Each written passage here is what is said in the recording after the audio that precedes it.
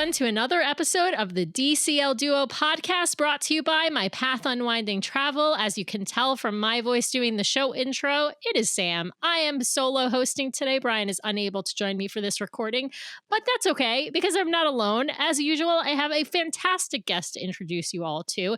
I'm super excited to introduce this audience to first-time Disney cruiser, Whitney. Welcome to the show, Whitney.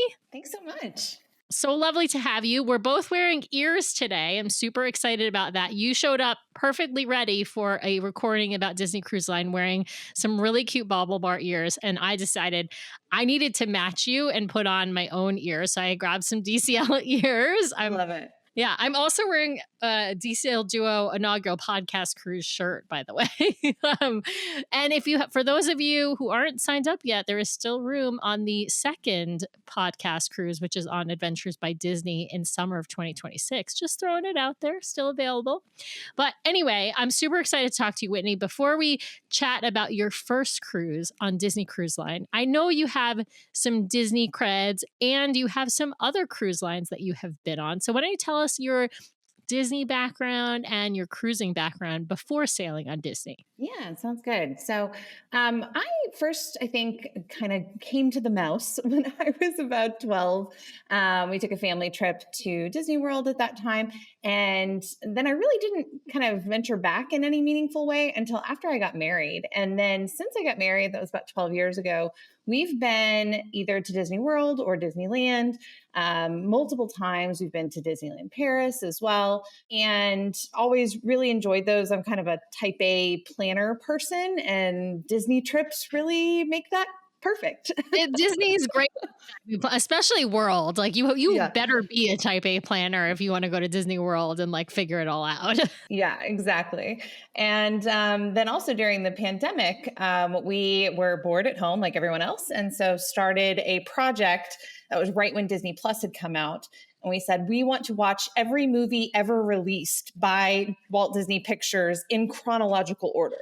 So, oh my God. Well, and that's like, yeah. Wow, that's like there's a lot of stuff that the Walt hundreds. Disney, that Walt and Roy like did. Oh my God. Yeah.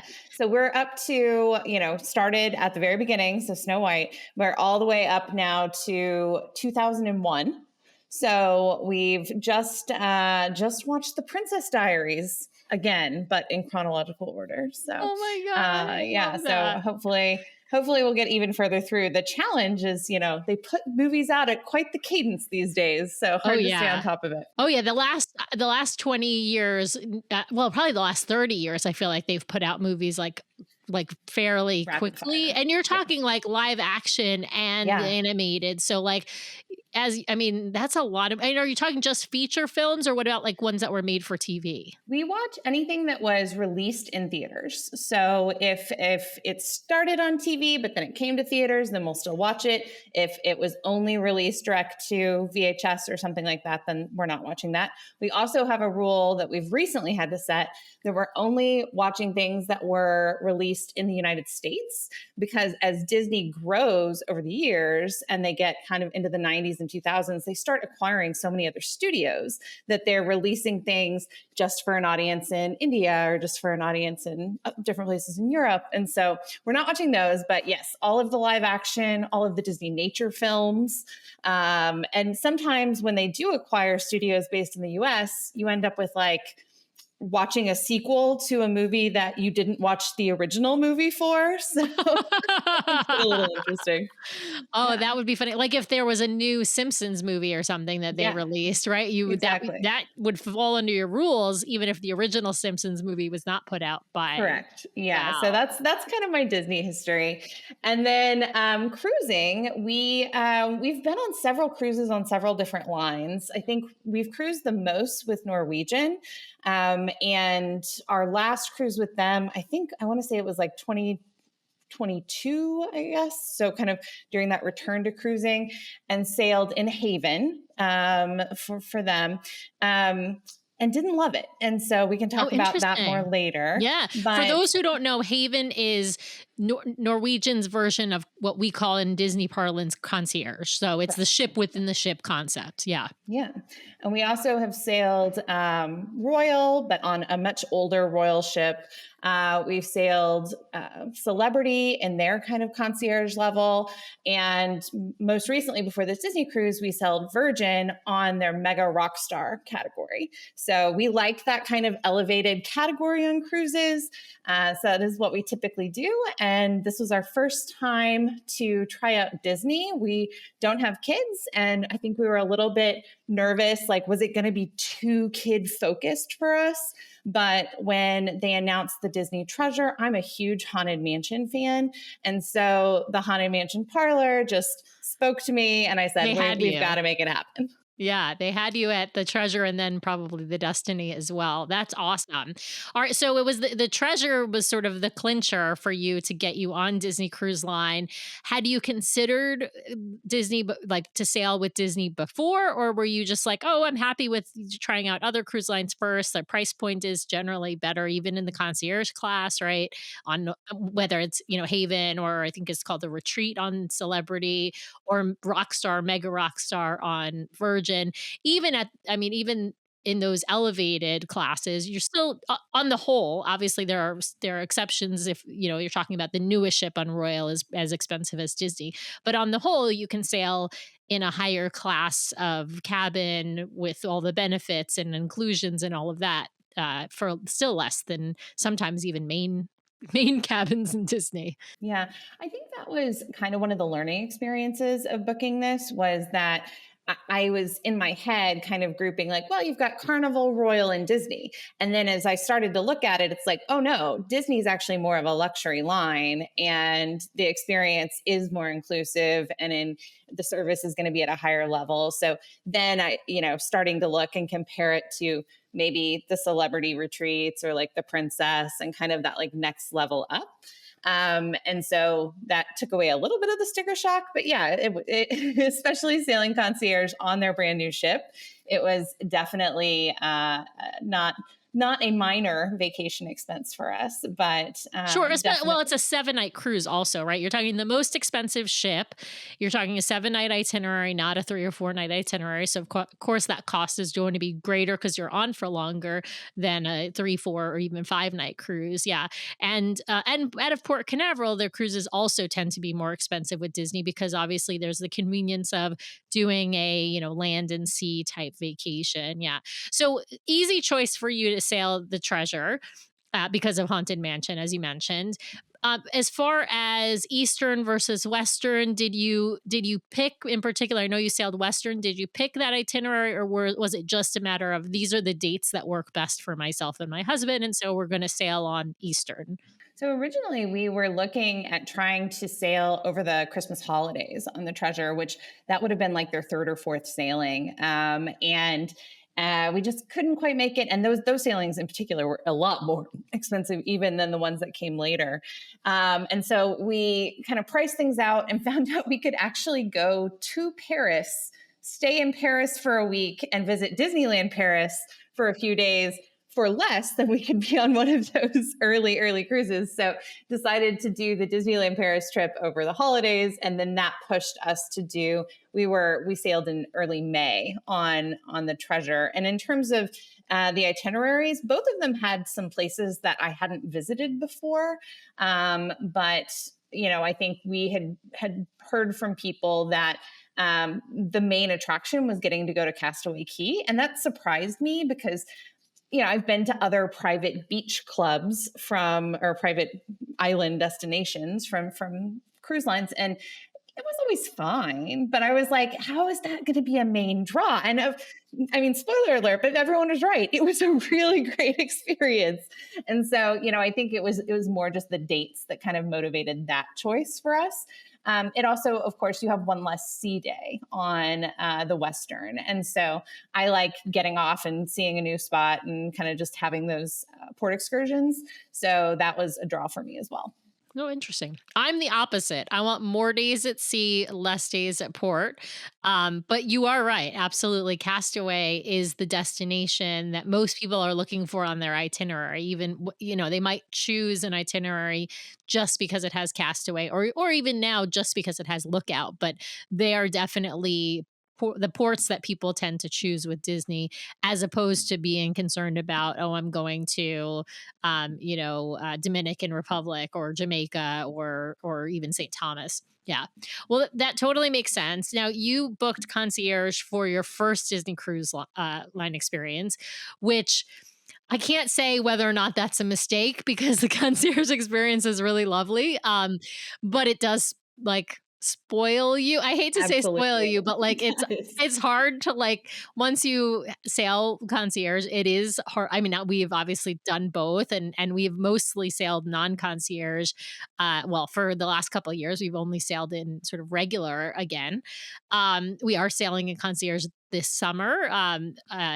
In for Alaska, but I do think it is, it's hard to give up those benefits once you have them. But speaking of those benefits, as a first time cruiser and sailing in Concierge, you have the best onboard booking window. Even though you are no Castaway Club status, you still are at the very front of the line with booking. I'm curious.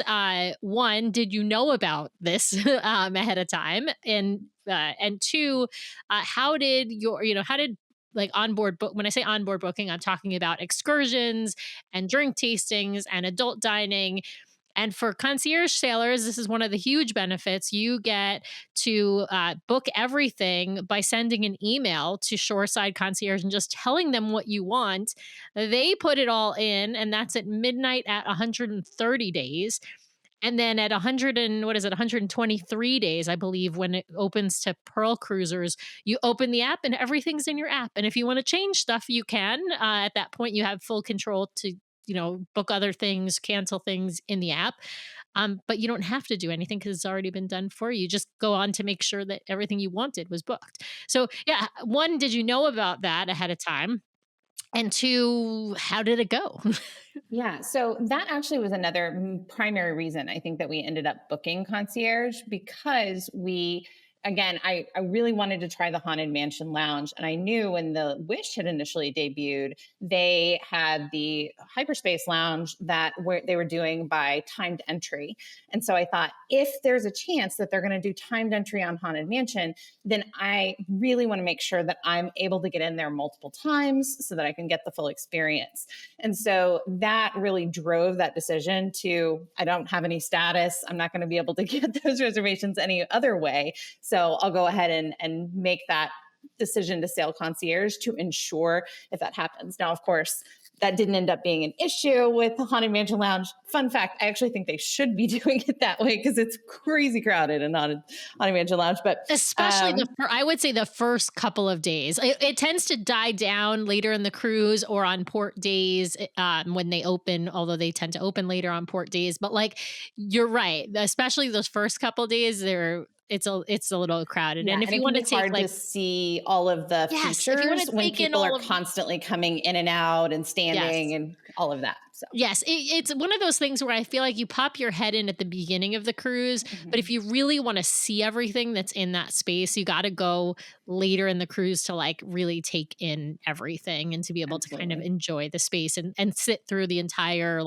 so I think about 45-minute sequence of everything that happens in there. Yeah, But yeah, yeah. exactly. So that was kind of why we had opted for Concierge. And so absolutely, I did know about the deadline and emailing things in. The challenge for us is that our 130-day window was Christmas Eve, and we were in Paris, and so we set up a Google auto schedule email to go through, and that worked. But the auto reply that I got didn't come back to me until like 12:03. So I think I was a little late for some of the people that had, really been right there on it. And because of that, we did request a cabana at Castaway, and we were not successful even being in concierge class. So it sounds like with the Wish class of ships that does tend to happen more than with the earlier ships. But I know we weren't the only ones in Concierge that were a little bit disappointed that they weren't able to secure a cabana for that trip. But everything else was, we got what we wanted. We did Palo Brunch and we got the exact sea day that we wanted and the time that we wanted. We had, I think, requested, special drinks in our fridge and they were there waiting for us. So all of those things went great. The only thing that kind of we were unsuccessful at was the cabana. Yeah. Well, and I will tell you, we always set up an auto email as well, even though we don't have to, right? Like if we're, well, the last time we were doing booking, we were also on a cruise. And so we needed to set up the auto email in advance because we were on the Treasure and we were booking for our Alaska cruise, which excursion's really, really important excursion booking. But that's how we tend to do it. An auto email. Another thing, if you're working with a travel advisor, you can always ask them to send it, but they're probably going to do the same thing, which is to set up an auto email. So I do recommend to people have it all written out, everything you want, like a couple of days in advance. And maybe you might refine it a couple of times. You might change your mind about things and then have it set to auto email at exactly midnight, not at, you don't need to have it set at 12:01. It needs to be at 12 a.m. So as soon as the clock strikes midnight and your carriage turns into a pumpkin. So, and it's midnight Eastern time. So you set up the email for, make sure the time zone is correct. It's midnight Eastern. Try not to be in Paris because that will really mess up your time. And it just screws it up in your head, frankly, right? Like just getting it straight, what time zone. And we always just set our email, like we'll literally set it to like send out at midnight Eastern on this date, right? Because it's that date when it turns midnight. Well, let's jump into some of the, of course, let's jump into your trip. I want to talk about the concierge benefits. I want to focus the show on the concierge benefits. And I also want to get your take now that you have sailed in Disney's concierge. And of course, you mentioned both the retreat and in the Haven on Celebrity and Norwegian. It's super interesting to hear, I think, your take on the comparisons between those things in terms of benefits, but also in terms of, service. And of course, we'll hit that ultimate question of, is sailing concierge on Disney worth it? Because I think that's a huge thing that people are always, curious to hear about. So let's dive in. You guys fly to Orlando, I presume to MCO. I know you spent a little bit of time at the parks in advance, and you hit up a very fine restaurant at Walt Disney World. Tell us where you went for dinner the night before your cruise. Yes. So we were so lucky to have gotten a reservation for Victoria and Albert's, specifically in the Queen Victoria room where they serve the extended tasting menu. It's only 4 tables per night that get that experience. It's 4 tables of 2 people each. So 8 people per night can do that. And we were 2 of the lucky 8 on that. That was, by the way, not a reservation that I initially got with my Disney dining, but props to Mouse Savers on that one that we were able to find the time.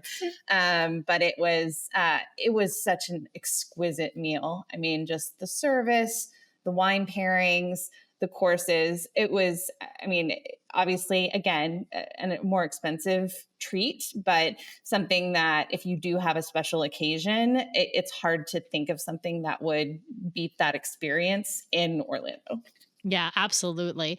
We did the same experience. Now, it's been a number of years. It was I'm trying to remember. I think that if it was it might have been in 2020 when we did that, right before the world shut down. I think we might have done it when we did marathon weekend. Oh, that's perfect. Because then you don't have to feel guilty about all the food you're eating. Yeah.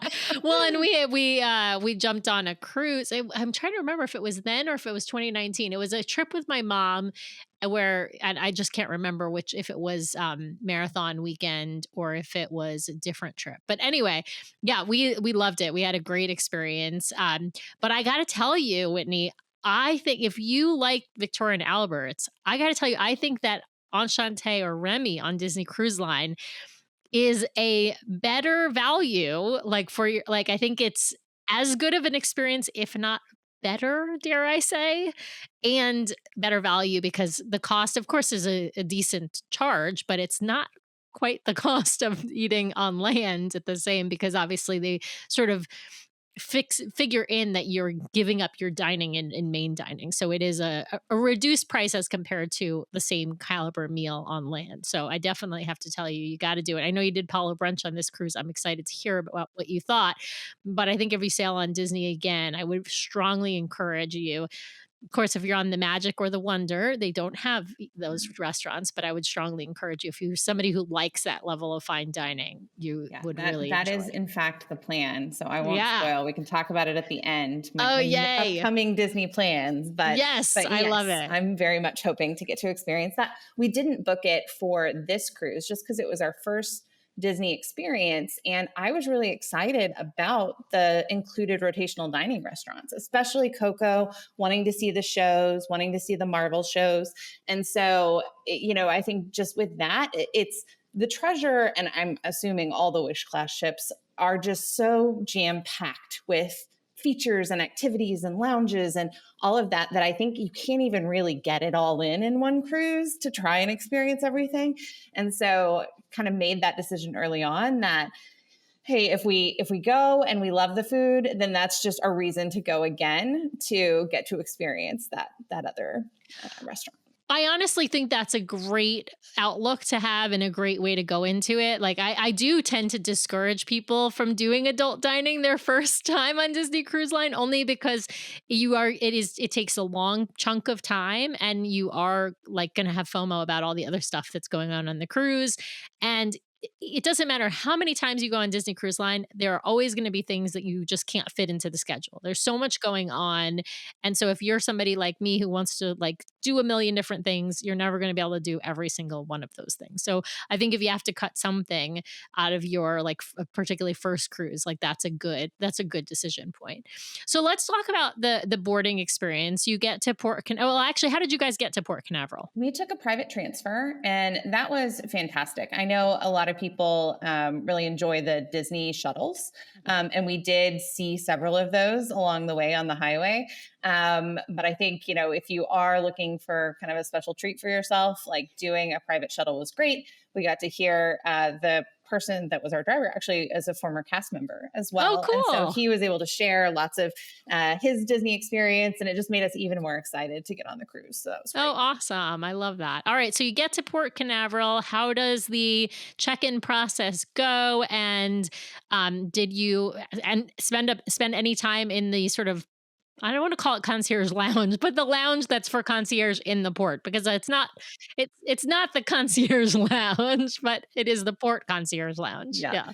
Yeah. So we left Orlando at about 9:45, and we arrived at the port just around like 10:40. So we didn't have any traffic. So because of that, it was really smooth experience. We handed off our luggage to the porters. They were already letting people into the port building, so went straight through, did security, did our check-in. And then, yes, we're quickly guided over to the lounge space. We did stop and take pictures with the giant ship replica and all of that, but went over, and it was crowded by the time that we went on. I think it was around 11:15 that they came. When you're in that separate waiting area, of course, the concierge team will come out. They all introduce themselves and let you know a few things about what you can experience that week, and then guide the concierge families on. The first, I think, are the family of the cruise or whatever, Family of the followed by day. Yes. Yeah. So the family of the day and then back to back back-to-backs. cruisers. But Yeah. back to back cruisers are kind of like shuffled on with no pomp and circumstance. And then concierge gets to go in and then they start doing the other boarding groups. Yeah. So it's pretty quick Exactly. though. It Yeah. was. And so we were, I think, like the third or fourth family from the concierge group that made it on. They did the announcement, which was lovely. And then the concierge staff is kind of trying to shuttle all of the folks into the concierge included lunch, which on the Treasure was in 1923. One thing that was kind of cool about that, we didn't go straight there, but when we did eventually make our way there, we got to eat on the Walt Disney side, whereas our dinners in 1923 were on the Roy Disney side. So it was kind of nice to get the full experience. But we kind of decided to take an alternate plan because I was still hunting for that cabana on Castaway. And so we headed directly to the concierge lounge to see if we could get an on ship wait list and see kind of how things were going for that. Didn't end up working out for us, but we did go ahead and put down that request. Got to meet some more of the staff that were already there. They were pouring champagne in the concierge lounge as well. So we grabbed a couple glasses of champagne and then just walked around the ship for a little bit to get our bearings before ultimately, I think around 1:00, we finally did make our way over to the concierge lunch. The concierge lunch is pretty similar menu to the regular on main dining lunch if you go that route, but just with a few additional extras. But I think that the bonus that a lot of people are excited about is you get free beer or wine at that lunch. So we did have, I think, a couple glasses of bubbles with our lunch. So it was a nice way to start the cruise, and just not feel like you had to be fighting in a buffet the second you got on board. Yeah, I think it's a really nice way. I think the sit down lunch, whether you're sailing concierge or not, is a wonderful start to the cruise. I do warn people with young kids that it is a little bit slower than if you went to Marceline Market or Cabanas, depending upon what ship you're on. But you don't have to carry plates of food for your little ones. They're just sitting and somebody's bringing you the food. So in some ways it's easier, in some ways it's harder. Just kind of depends on what are the challenges. If you've got little ones, if you are adults only, just choose your own adventure. They're both great options. And of course you got the pool deck food on the Wish class, so which is phenomenal, but we'll talk about that more. I do think that was a super smart idea though to go to the lounge first before going to the lunch, because so for folks who haven't sailed concierge, if you sail on the Wish class, you will meet the concierge host, as Whitney mentioned, in the port terminal in the sort of concierge waiting area. And they will explain to you as a group a bunch of the benefits of concierge, and they'll let you know where the lounge is if you don't already know, and what hours it's open, that sort of a thing. And they'll also give you a little bit of if you want to early entry to the theater, things like that, they'll tell you where to go for all of that and when to meet where. But they don't come to the concierge lunch like they do on the 4 original ships. On the 4 original ships, meaning Magic, Wonder, Dream, Fantasy, the concierge hosts come to the sit-down concierge lunch, and they will go around table to table to talk to you and sort of give you that same information on an individual basis, and also check if you have any requests that weren't sort of fulfilled ahead of time, like spa appointments, adult dining, cabana requests, all that kind of stuff. And so you can take care of that stuff at lunch on the 4 original ships, but on the Wish and the Treasure, and of course the Destiny, when she comes out, you have to go to the lounge to take care of any of those requests. And that's just simply because there are too many people. They are not able to go around and speak to everyone in time if they did it at the lunch. And they know that from experience, because when the Wish came out, they tried to do it that way and it just didn't work. And so they stopped that practice on the Wish class. So, but I do think they do have a different wait list on board than there is a wait list pre-cruise for cabanas. But the wait list on board is the wait list you need to get on, because I don't believe that transfers over to the ship. I think once everything closes, which is 2 days, basically once bookings close 2 days before, when I say bookings, I mean excursion bookings, and everything's going to get billed. Everything transfers to the onboard team, and the onboard team doesn't get transferred a waiting list. And so if you want a cabana on board, if you want a chance at a cabana, you really have to be sailing concierge and talk to the concierge host. And they do sometimes become available, because people do sometimes cancel on board. And technically speaking, they don't have to let you cancel, but they always do, because there's always somebody that wants one. And so as long as they can fill your spot, they don't really care who has it. So very smart. I'm sorry it didn't work out, Whitney, but I think you did all the right thing. You did it all right. It's just on the Wish class, there's just so many concierge rooms. And there's only so many cabanas. Now, once the new cabanas are fully built, which you probably saw in the Serenity distance, Bay. Yeah. yes, there are going to be more cabanas, and that will, I think, make getting a cabana when you're selling concierge a little bit easier. It will still be just as difficult for the regular folks. Yeah, we did walk down there actually during our Castaway Day, and it looks like all of them are framed in at least. And that was in early May. So we'll see, how long it takes before they kind of start opening those for bookings. But fingers crossed that does make the concierge process easier, or the cabana process easier. Yeah, absolutely. Well, I want to talk about some of the other benefits of concierge. Of course, we mentioned the lounge. I'm curious what you thought of I think the lounge on the Wish class is hands down the best in the fleet. But I'm curious what you thought of it and thought how you thought it compared to sort of lounges and sun decks that you've seen on, other ships on Celebrity and on Norwegian. Yeah. So, based on having been in those other lounges, we really didn't think that we were going to use the lounge much. When we were on the Norwegian Bliss and we were in Haven, we went to the lounge to get drinks, and that was kind of it. We didn't really see any benefit to being in the lounge. The interaction with the staff in Norwegian just is not at all the same as it is on Disney.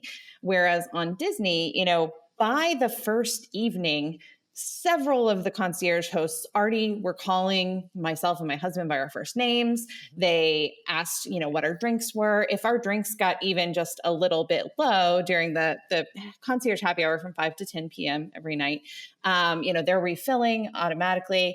And so you really build up that relationship very quickly with the concierge staff on Disney. And I didn't experience that on Yeah. Norwegian at all. Well, and not even just the hosts, but to your point, like even the bar staff. There's the hosts who are the basically like what you think of as a hotel concierge. You had a problem, that's the person you talk to. You want a dinner reservation, that's the person you talk to. But there's all this other staff that are sort of setting up and delivering the food, and also the bartenders, and come around with champagne and things like that. So all of those staff, I feel like you might not get to talk to every single person that works there, but the people who are there like all the time, or like bartender Francisco, like he will learn your drink order. If you order the same drink, twice, he'll know your drink order the next day. Right. And we did have a bartender, Francisco, actually. Yes, so. yes. It's the same Francisco. I know he was on the Wish, and then he moved on to the Treasure. And I didn't know if he was on there that month, but he's been on the Treasure. Yeah, he's been on the Treasure for a while. He's wonderful. He's fantastic. The whole staff was fantastic. And I always thought it was weird during my research ahead of the cruise that people were like, "Oh, is this host on or is this host on?" And I was like, "Who cares, right? Like they're just going to pour you a drink." But no, you do. You get invested, and you hear their backstory and what their hobbies are, and the families that they may be away from when they're sailing. And so, that Sophie's getting married in a couple of weeks, right? Yeah. So I mean, it was just it felt like a much higher level of service to me compared to Norwegian. Celebrity, I did Celebrity to Alaska. And for that, because they have an enclosed sun deck on the ship that I was on, that was a really nice thing to have in Alaska in particular. I think, just you spend so much time just in awe of the scenery for that. So that was one that I did spend a little bit more time, but really just overall, I would say that I did spend a lot more time in the lounge than I thought I was going to. We ended up having breakfast there most days. And I'm not even a huge breakfast person, but when there's the Mickey waffles are right there and they want to bring them to you, so why not? I mean, who doesn't like a Mickey waffle? Except you got to go to a Marceline Market to get the churro Mickey waffles on Castaway Day. So the concierge lounge gets, at least on Wish Class, gets a special early preview of Churro Waffle Day. So we got churro waffles on our Grand Cayman Day, whereas everyone else got them on Castaway away day. So I got to do double the Mickey Churro Waffle this time. Oh my God. I mean, that if that's not a reason alone to pay for concierge, I don't know what I'm joking, but I love They should Mickey put that Churro on the Waffles. website for sure. They should put that. I did not know that, Whitney. You know, it's been too long since I've sailed concierge, clearly. I will say, for those listening, the breakfast options on the Wish class include hot breakfast options like Mickey waffles and Mickey Churro waffles, and also like egg sandwiches and things like that. On the other ships, it is just I'll call it a continental style breakfast. It's a nice buffet. It's like there's cereal, there's fruit, there's yogurt and granola and things like that, pastries, but they don't have hot breakfast items that you can order. Although it might be, I can't remember. I know that the Dream has gone through her dry dock. The Dream may be the exception. And so they may have hot breakfast items on the Dream now, or hot food items, I should say, on the Dream.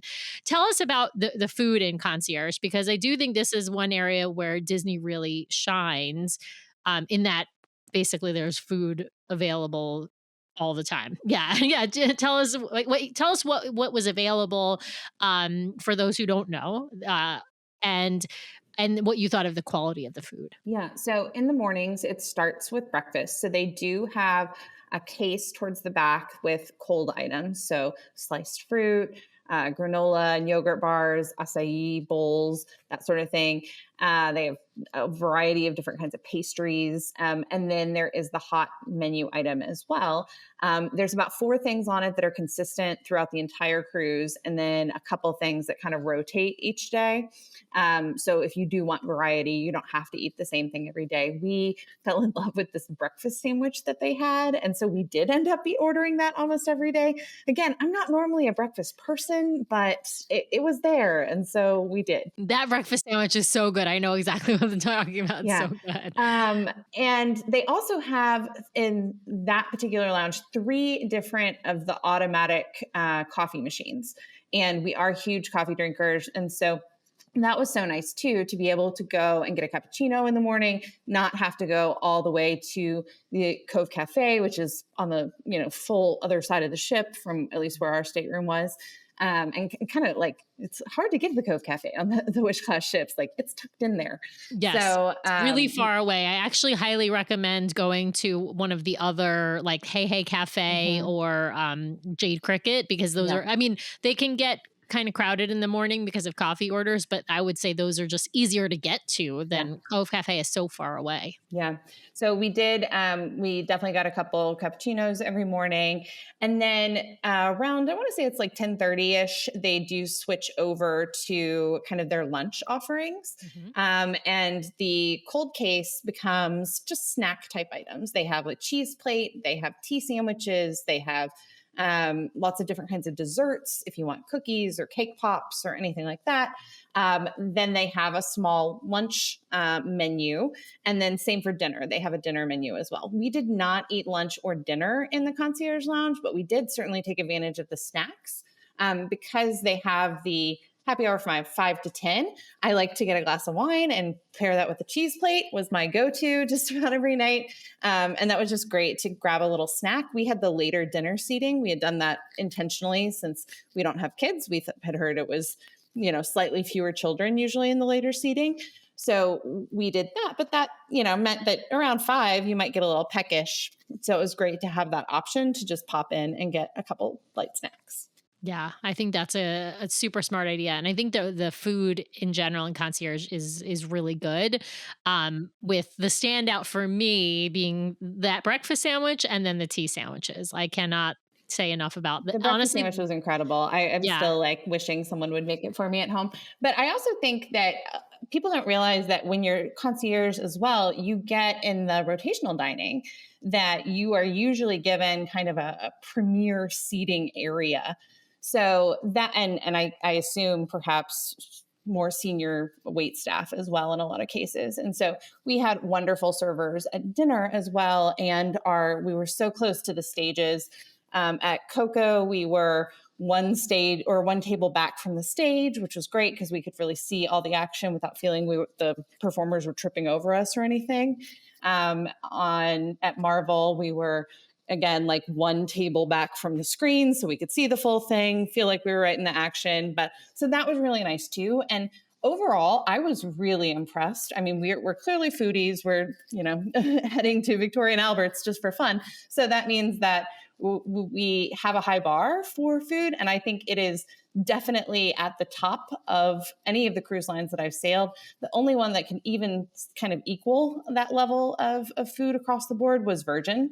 They do have great food on Virgin as well, but definitely, in my opinion, hands down better than Norwegian or Celebrity or Royal in terms of their main dining foods.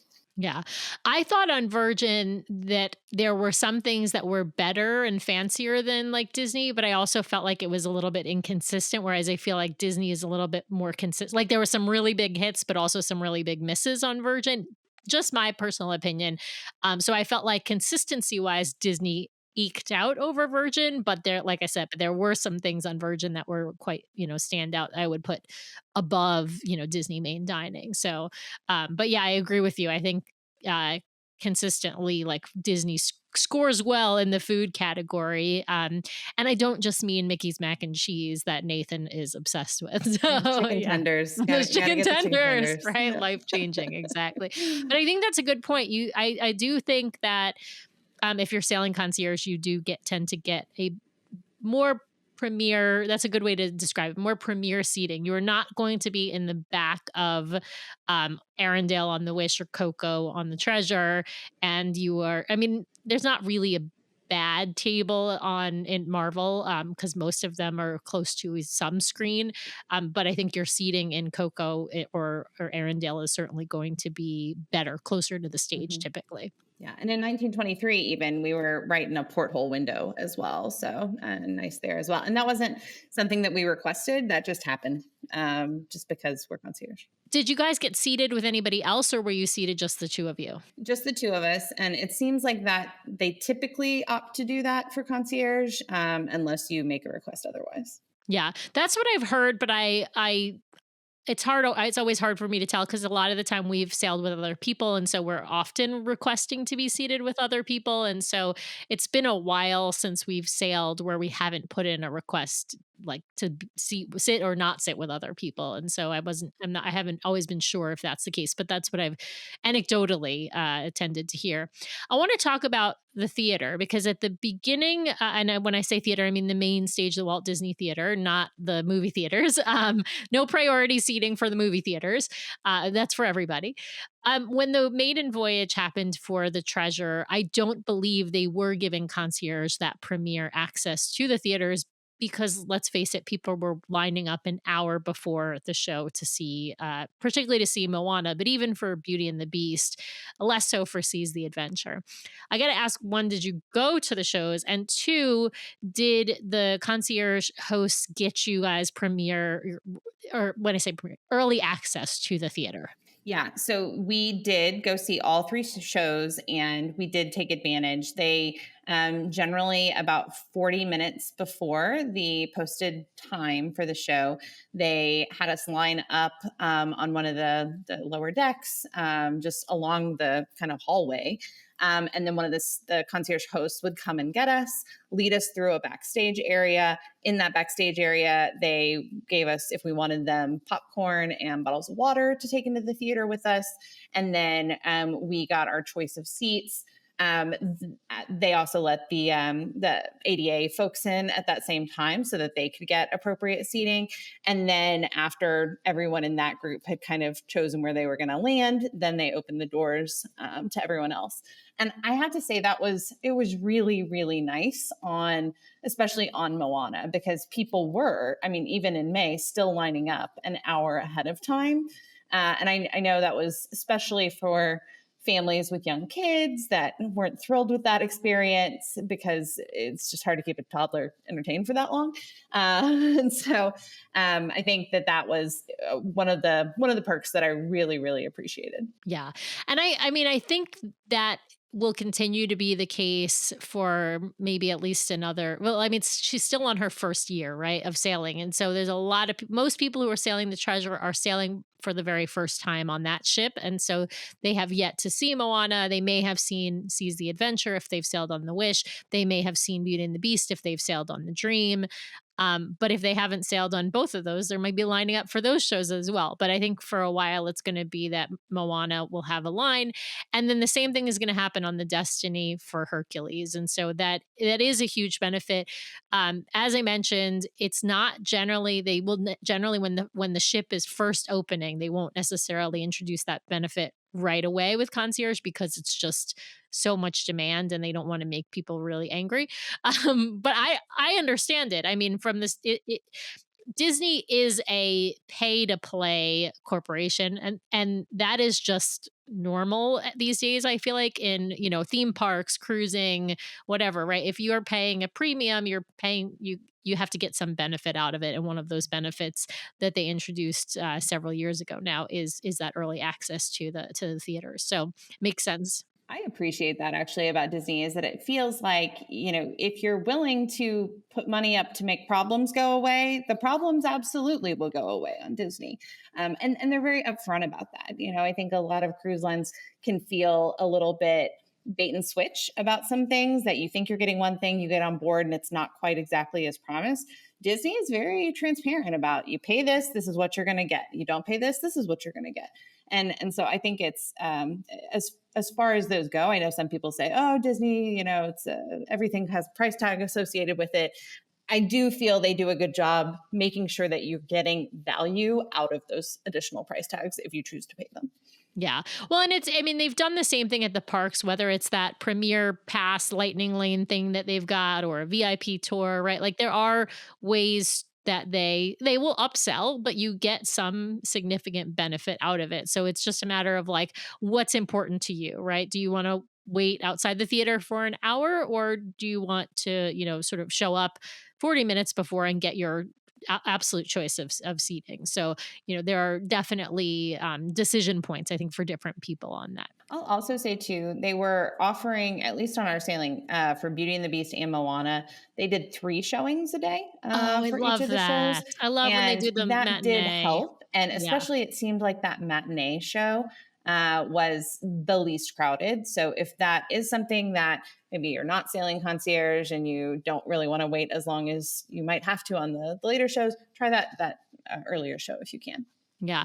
I think the matinees are wonderful when they have them because the folks with younger children, if they've got early dining, those kids may be like going to bed right after dining. They're not able to stay up for an 8 p.m. show or 8:15 p.m. show, right? And so it is really nice. I've heard from a lot of folks with younger kids that they love a matinee because they feel completely comfortable bringing their children to it. The show's only, an hour anyway.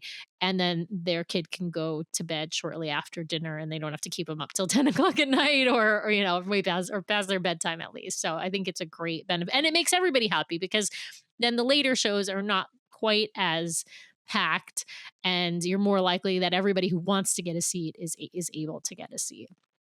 Well, I want to talk about some of the other benefits you mentioned in the lounge, which is drinks. So tell folks what they can expect as far as let's talk both soft drinks and alcoholic drinks. But what they can expect as far as availability and what's included. Yeah. So in terms of soft drinks, that was one thing that I probably could have done more research on was I didn't realize that it was just as much as you wanted of non-alcoholic drinks kind of all throughout the day. But they have Coca-Cola products, right? So all kind of the standards, but also some like, whatever their orange soda is, things like that. Yeah, Fanta. My kiddo loves Fanta. That's how I know. They also have a couple different types of waters.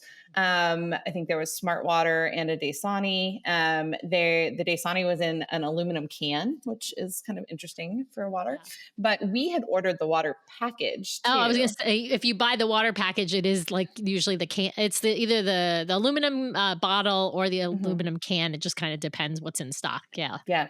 So we had ordered the water package because we were thinking, oh, we need to stay hydrated. We didn't need it because we could have just gotten those bottles from the lounge each day. But that was great to just be able to kind of grab and go anything that we wanted. And then from 5 to 10 every night, they do a happy hour where it's really whatever you want that's behind the bar.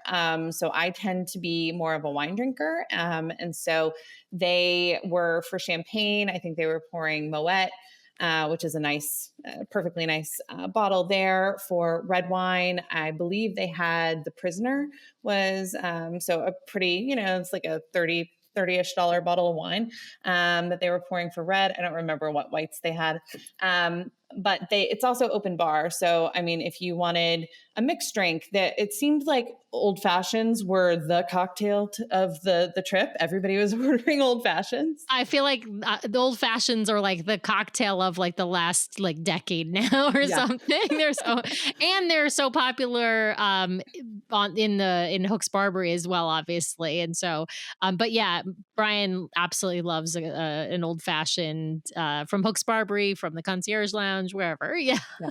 And my husband does too. And if you have a specific request for a bourbon or a rye that you're looking for, and they have it on board because it's served in one of their other bars, usually if you make the request, they can often go get that for you. So I think on ours, we saw there was Angel's Envy was there regularly, which very nice rye as well.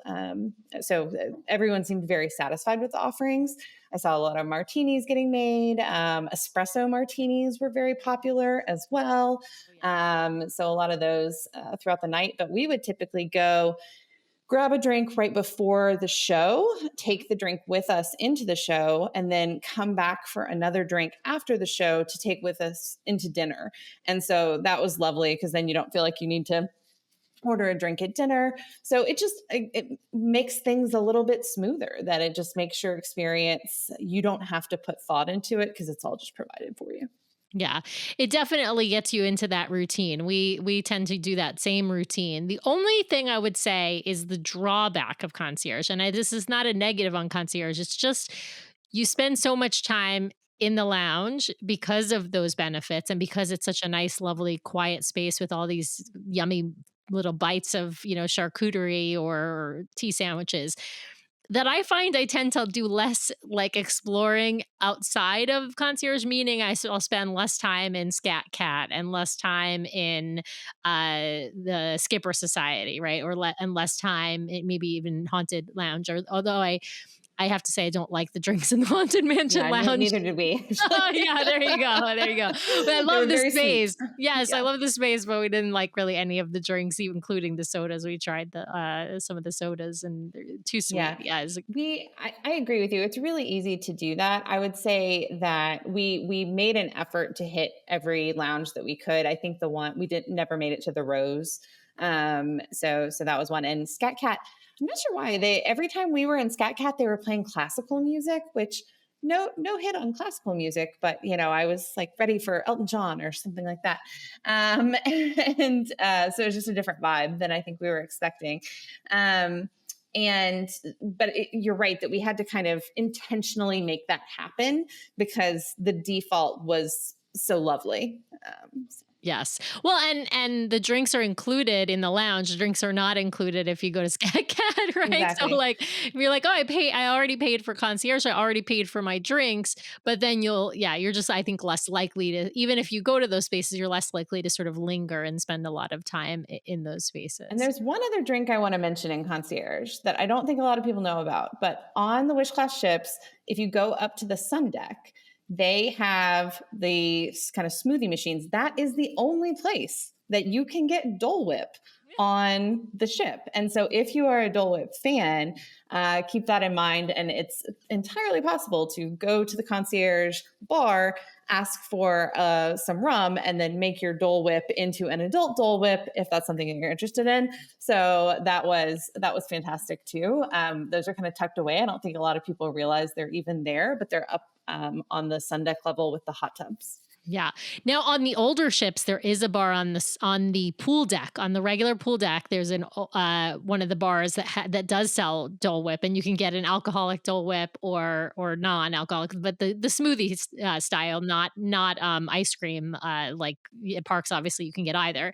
But you're right. I think on Wish Class, I think it's the only place that I think the smoothie exists is in the sun deck lounge, and it's delicious, I must say. I have had the non-alcoholic version, and I just think it's fantastic. Love that. Yeah. Well, I'm trying to think, are there other benefits we haven't talked about? Oh, I'll mention if you're staying in a 1-bedroom category or higher, you can also get hot breakfast delivered to your room. If you're staying in if you're staying in a concierge family veranda, which is lovely. You can get the same continental breakfast that anybody else can get delivered to your room, but you can't get the hot breakfast. That's only for 1-bedroom suites and higher, so 2 bedrooms, royals, whatever. And so that's another concierge benefit. So I'm trying to think if there. I mean, you do get priority disembarkation. Yeah, I think the only other thing is perhaps the internet. So you Oh, get, good point. Yeah. yeah, you get 24 hours of free internet. And what is interesting about that is that it doesn't have to be concurrent. That's per person, and it doesn't have to be at the same time. So if one of you wants to do it, wait until I guess you're at sea before, because you won't need it before then. But you can turn that on for 24 hours, and then once that one runs out, you can turn your other one on for 24 hours. So if you were thinking of you want an internet package, but maybe you don't need it every day, that can be nice as well. For us, though, it had the opposite effect that like I had it and then I wanted it. So yes, then I and then you want yes, I feel the same way, Whitney. I think once you get a taste of that sweet internet, you're like, oh, I think I need it all. I need it for the rest of the cruise. And it is, I have to say, it's expensive. I mean, like all of cruise internet is expensive, but it's actually pretty fast. Like it is a better, what they used to have was terrible. It was like you paid by the like megabyte, and it was slow and it was glitchy, and what they upgraded to on all the ships now is actually quite good, internet. Well, before I subject you to some rapid fire, I would be remiss if I didn't ask you about the Haunted Mansion Parlor, because that was, I mean, the impetus for booking this ship and booking this cruise. I mean, the thing that tipped you over the edge was the Haunted Mansion Parlor. Was it worth the hype? It's a super cool experience. They have really carried the Imagineering into so many different nooks and crannies of that space that everything from some of the original Imagineers that worked on the Haunted Mansion ride, you see them honored in different things there, to Donald's chair from some of the early Walt Disney cartoons is featured in there. You have the skeleton fish, which are so fun. You have the songs that play, and so kind of just seeing the full rotation is, even if you don't drink or you don't want their drinks, whatever it may be, it's so cool just to make your way in there. And so that's my news on what's coming next, is that we have booked a cruise on the Disney Destiny. So we're going to get to experience that again. We actually have 2 cruises booked, in fact, because we're also going to do Very Merry Time on the Magic. And we're not going to be concierge for that one. We are for the Destiny. We're not for the Magic. Just kind of looking at, especially because the Very Merry Time on the Magic sails out of Galveston. And when you're not able to get a cabana, some of the other kind of benefits aren't there on an older ship. It just didn't feel like it was quite necessary for us. But especially on the Destiny, again, it being a new ship with a lot of new things that people are going to be wanting to check out, we thought that splurge was worth it again. And so we're super excited. We're actually staying in the exact same stateroom that we stayed in on the Treasure. So at least we'll know the lay of the land a little bit. Yeah. And is your cruise going to Lookout or Castaway or both? Going to both. Yeah. So we'll get both. And you get like twice the chance of getting a cabana as I well. know. Yeah. Yeah.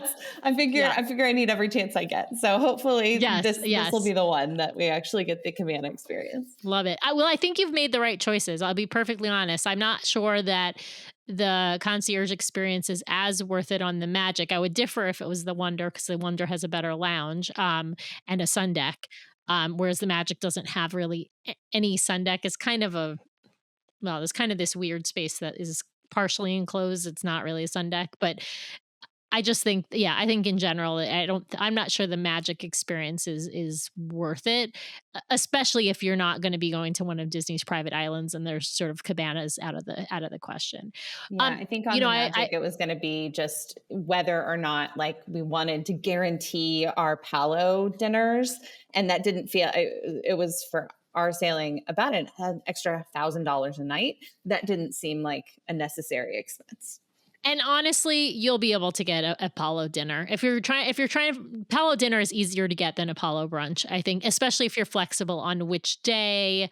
I bet you'll be just fine. All right, well, especially for married time because that's going to be a more family heavy cruise. All right, well, before I hit rapid fire, because I realize I need to ask you a couple more questions about other cruise lines and Disney. I'm curious if you thought that I don't want to quite ask the worth it question yet, but I want to ask like when you compare the Haven and you compare the Retreat and look at, Concierge on Disney, were there major differences as far as like what's included and what's not included that you think are important for people to kind of know if they're looking at those? I think the specific inclusions are similar across all three. Early booking availability for the different excursions or things, having a lounge space, usually some level of drinks are included as well. But what really set Disney apart for us was the level of service that we got, and so I think there's specific times that I could see concierge. I'm not like I've done concierge once, so I can never do it again or do anything else again type person. I think that there's times that it really makes sense. Alaska is one that I think that could make a lot of sense to do kind of whatever that higher level is on whatever cruise ship you're doing. So that especially if you have a glacier viewing option, those book up so fast that I think making sure that you can get that sort of thing is really nice. And then if it is especially a newer ship that's going to be in high demand, I feel like that's also people can be a little more frenetic on a new ship trying to do and see everything. So just making it so that you're basically convinced that you're going to be able to do what everything that you're going to want to be able to do. I think those are the options that I would really recommend that people take a look at it. But Disney to me stood out head and shoulders above the Haven, head and shoulders above kind of some of those other offerings. The one that Virgin is a really nice offering. It's just very different from Disney. So we did Mega Rockstar on Virgin, and that is it's almost like comparable to being in like a tower suite or something on Disney, right? Because you have your own personal roadie that is basically your own Yeah, your personal agent. concierge. Yeah. You have this fabulous suite. You have free drinks at any bar all over the ship. Right. And a full bar in your room. And yes, yeah. So that level, I think, is the only one that I felt the service was really comparable to what Disney provided, but it's adults only on Virgin. And so if you're going for a family cruise, that's not an option for you anyway. And so I think it's just a very different flavor of ship. It's a great time, but it's much more, it felt more like a party ship to me, whereas Disney felt like kind of more of an immersive vacation. Yeah. Well, I love that description, an immersive vacation. All right. Well, now is the time that I have to subject you to some arbitrary rules, some arbitrary questions, and a dash of judgment, or the round we call rapid fire. I can't do my own intro for that, you guys. I'm sorry. It's not as good as when Brian does it. All right. Whitney, I'm going to ask you some Disney favorites and, of course, some Disney Cruise Line favorites. Obviously, the Treasure is your favorite ship, so I'm not going to ask you that question because you've only been on the Treasure. You're not allowed to choose other ships. Let's start with who is your favorite Disney character? And by Disney, I mean everything and anything that Disney owns. I'm going to go with Tiana, big Princess and the Frog fan. So. Love it. All right. Favorite Disney movie? Ooh, right now I'm in a Frozen 2 kick. Oh, I love Which, that. yeah, I think Frozen 2 is the better Frozen movie. I don't like the girls squabbling in the first one, own your power, ladies. I And love it. I'm with you, Whitney. I also think that like what's the song Lost in the Woods is like just the best like rock ballad, the and then throwback to the 80s music videos. It's perfect. I just love that's that. good. And who doesn't love Into the Unknown? Like it's a super good. I think the soundtrack is superior to the original Frozen, and I'm all about the soundtrack. So I love that. All right, what's your favorite Disney song? Ooh, well, the one that has been kind of on endless replay in my head is the Tiki Tiki Tiki Tiki Tiki Room. I don't know why that just has like branded itself into It's my an head. earworm. It's an Yeah, earworm. yeah. All right. So that's actually our door decor that we did for this cruise was Enchanted Tiki Room themed. So we found like bird magnets and palm trees and tiki heads and stuff. And so this was our Enchanted Tiki cruise door. I love it. I love it. That's awesome. All right. Now we're going to transfer over to the Disney Treasure. What was your favorite show? And when I say show, I'm talking the three main stage shows, not like variety acts, although sometimes those can be wonderful. You have three choices, but let's be honest, you really only have two choices. All right. So this is going to be a hot take for some people, I think, but I preferred Beauty and the Beast over Okay. Moana. Oh. It was, They're both great. I can't give you any shade or judgment on that call because Beauty and the Beast is incredible. they're both great shows. And, I guess maybe if I had seen Beauty and the Beast on a different ship, I would have thought, oh, well, I've already been there, done that. But I've seen Beauty and the Beast in the parks, I feel like the way that they bring it to life on the Treasure was just stunning. The puppetry work was amazing. I'm still trying to puzzle out of my head how they did some of the kind of like big reveal moments. So I'm going with Beauty and the Beast. All right. Like I said, not going to hate on that. All right. Favorite bar space on board the Treasure? That's a tough one. So I loved that Haunted Mansion Parlor experience, but the drinks were just so sweet, so sweet. Yeah. So I think other than the Concierge Lounge, which was fantastic, we did visit Hook's Barbary and had a really cool old fashioned there. So that was definitely kind of topping the list as well. And I spent a lot of time in the Skipper Lounge because I'm a trivia person. So, and they have some really nice drinks there as well. They do. They do. All right. Favorite rotational dining? Ooh, I think the food was probably best for me in 1923. But you don't get the show there. When you combine it with the atmosphere in the show, Coco is really lovely. I'm from Texas, so I'm judgmental about what they were calling Mexican food. I would not call it that, but it was tasty food. Yeah, but they just not could Mexican food. use a heavier hand on some of the spices, I think. Fair. That's a fair assessment. That could be said across the fleet. All right. Favorite onboard activity? We loved and did not expect to love, but loved Aquamouse. Oh, yay. Aquamouse was so fun. And again, it was one of those things that I was like, as an adult without a kid, is somebody going to give me side eye for getting in the line for this? Absolutely not. It was so much fun. We went, we saw all three different versions that they had on the Treasure. They do a different story each day. And there was one time actually that we were able to, there was no one else in line. So they just let us go through a couple times, which is fantastic. So if you, I think that's another benefit of the late dinner, if you're interested, is that during the early dinner seating, Aquamouse is pretty empty. So that's perhaps a nice tip for someone if you're trying to get in one of those stories that you haven't seen yet. Absolutely. Love it.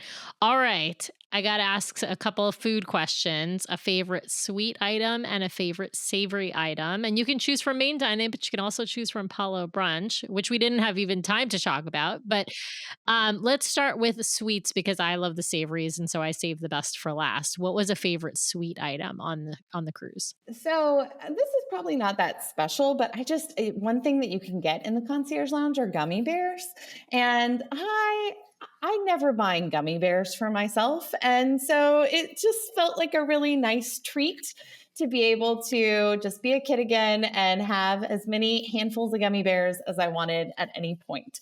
So that was great. The Mickey Churro Waffles were great too. So everyone knows that those are fantastic. But yeah, something about the gummy bears just hit right on this trip. Listen, bear shaped food, Mickey shaped food. Apparently, you just like character shaped food. I like it. All right. A favorite savory item. I was really impressed with the poolside dining.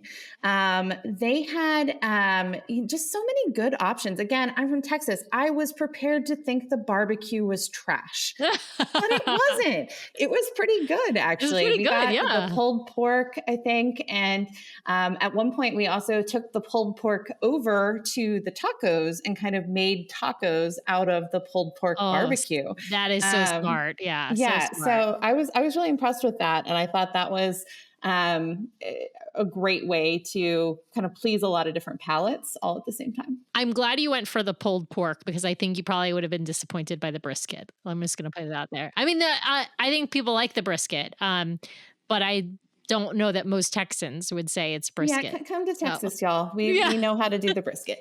Yeah, I like it. All right. I am going to ask you my last question of rapid fire, which is the question I ask everyone in whoever does my rapid fire, which is a bucket list cruise. If you could go anywhere on the world and it's on a Disney Cruise Line ship, we'll even say you can stay in Concierge, where would you sail, Whitney? I think that they need to invent an itinerary that hits all of the stops for the Asia parks. Yes, we've been wanting that too. Yeah, to go to Shanghai, to go to Tokyo Disney Sea. I just think that would be so cool to be able to combine those two things. And especially with now the Adventure coming out going to be out of Singapore, it looks like for the time being. Maybe that itinerary will come to be eventually. But that's I think what I'd put out there for a bucket list. Awesome. I love that. I'll be on it with you, Whitney. You'll take me with you. I'll just stow away in your luggage. But yeah, sounds good to me. I have not been to any of the Asian parks, but I would absolutely love to go. Well, Whitney, you've got a Magic cruise scheduled. You've got a Destiny cruise scheduled. Have you got any other cruise lines scheduled, or is it just Disney from now on? Just Disney. I got the bug. I think I've gotten addicted, as they say that you will, and it's true. But I'm excited to see. So we're obviously taping this earlier than it will air, and we are, I think, just maybe a week or two out from what is hopefully the next drop of dates that Disney will do. Is around the time of year that they tend to do them. So going to definitely have my eye on those. I'd like to experience more of the fleet now. And so in addition to the two that I have booked through 2026, I'm definitely going to be, I think, maybe eyeing a trip on the Wonder. So awesome. Fantastic. Well, Whitney, thank you so much for joining me today. It's been so fun talking about your first time in Disney Cruise Line, first time sailing Concierge in particular, and, getting to understand some of the differences with some of the other cruise lines and what the real benefit is from Disney, which I think you hit the nail on the head. That is service in general. I think Disney Cruise Line, whether you're sailing Concierge, you're sailing regular, Disney's service is just above and beyond what most of the other cruise lines, perhaps with the one exception you mentioned, Virgin Voyages. So absolutely. But thanks so much for joining me. It's been great talking to you. Thank you.